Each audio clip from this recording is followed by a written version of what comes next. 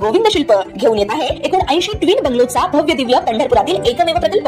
आमच्या प्रकल्पाची वैशिष्ट्ये मनाला शांती देणारं महादेवाचं मंदिर, मुख्य रस्ता सुमारे 30 फुटांचा, अंतर्गत रस्ता सुमारे 20 फुटांचा, ग्रामपंचायत योजनेचा प्रत्येक बंगलोजला स्वतंत्र नळ, सांडपाण्याची सुरक्षित विल्हेवाट, सर्व टाइल्स ग्लॉसी आणि नामांकित कंपनीच्या, सर्व स्टेअर, खिडक्या, चौकटी सुपर ब्लॅक ग्रेनाइट, दोन्ही अटॅच बाथरूम पूर्णपणे टाइल्स, पंतप्रधान हर घर नल योजना पूर्णत्वाकडे, bathroom, basin, kitchen, CP fittings हे जगवार कंपनीचे, स्टील वर्क पूर्णपणे जिंदाल कंपनीचे, 1000 लिटर पाण्याची टाकी, 150 लिटर सोलर वॉटर हीटर सोबत वॉटर प्युरिफायर, प्रत्येक बंगलोजला स्वतंत्र पार्किंग, दर्शनीय भाग पूर्णपणे डॅटो टाइल्स, टाटा प्रवेश कंपनीचे आकर्षक भक्कम दरवाजा, फुटी उंचीचे सुरक्षित कंपाऊंड। मग विचार काय करताय? गोविंद शिल्प, पत्ता गट नंबर 95, हॉटेल अंगण शेजारी, टाकळी रोड, पंढरपूर।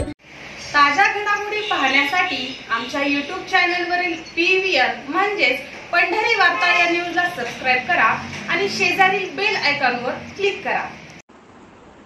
मान्सूनचे महाराष्ट्रातील आगमन एकीकडे बळीराजा सुखावणारं ठरलं आहे, तर राज्यातील अनेक भागात काल मुसळधार पावसाने थैमान घातलं होतं। काल सायंकाळी 6 वाजता पंढरपूर शहरात पावसास सुरुवात झाली आणि रात्री 8 वाजल्यापासून या पावसाने रौद्र रूप धारण केल्याचं दिसून आलं। मात्र यामुळे शहरातील विविध भागातील रस्त्यावर पाण्याची तळी साचल्याचं दिसून आलं।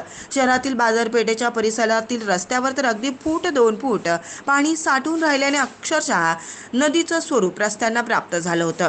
काल रात्री 10 वाजता शहरातील अनेक रस्ते वाहतुकीसाठी बंद झाल्याचं चित्र पाहावयास मिळालं होतं, तर आता 12 तासानंतरही हेच चित्र कायम आहे। संत बंकट स्वामी मठ ते काळा मारुती रस्ता, भजनदास चौक परिसर, बाजारपेठ परिसर, ज्ञानेश्वर नगर, महावीर नगर, इंदिरा गांधी चौक परिसरातील रेल्वे ओव्हरब्रिज आदी ठिकाणी पावसाच्या पाण्याचा निचरा न झाल्याने मोठ्या प्रमाणात पाणी साठून असल्याचं पाहायला मिळतंय।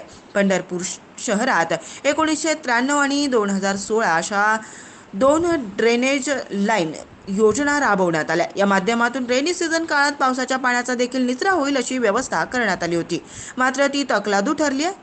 तर पूर्वीपासूनच शहरातील सरगम चौक ते गोपाळपूर असा जवळपास 2.5 किलोमीटर लांबीचा मोठा नाला आजही अस्तित्वात असून पूर्वी यातूनच शहरातील उघड्या गटारीचं पाणी, पावसाचे पाणी पुढे नदीकडे जात होतं। आता शहरात ड्रेनेज लाईन टाकल्याने उघडी गटारे बुजवून टाकली आहेत, तर पावसाचे पाणी वाहून जाण्यासाठी सक्षम व्यवस्था नसल्याने थोडा जरी पाऊस झाला तरी शहरातील अनेक परिसरात रस्त्यावर साठलेलं पाणी तासनतास कायम राहतं आणि यातूनच सामान्य नागरिकांना मात्र मोठा त्रास सहन करावा लागतोय। याबाबत नगरपालिकेच्या पदाधिकाऱ्यांनी आणि इथल्या नेते मंडळींनी दूरदृष्टीचे दर्शन घडवत कायमस्वरूपी मार्ग काढावा अशीच अपेक्षा व्यक्त होतीये।